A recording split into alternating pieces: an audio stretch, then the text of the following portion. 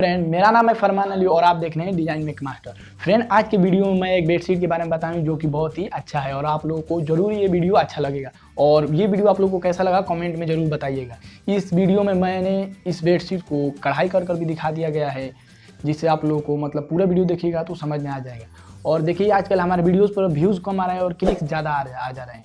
तो देखिए फ्रेंड, थोड़ा हमारे वीडियो को पूरा देखिए, स्किप मत कीजिए और कमेंट यार कर दीजिए, तभी तो हमको मालूम होगा कि यार मैं किस टॉपिक पर किस तरह वीडियो बनाता हूँ, अच्छा बनाता हूँ या ख़राब बनाता हूँ, लोगों को पसंद आता है या नहीं आता है।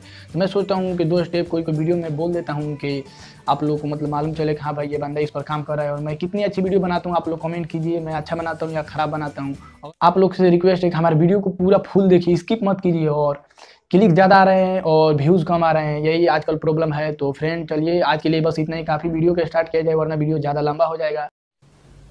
ऐसे और वीडियोस देखने के लिए सब्सक्राइब बटन को दबा दीजिए और बेल आइकन को जरूर क्लिक कीजिए हमारा वीडियो सबसे पहले देखने के लिए।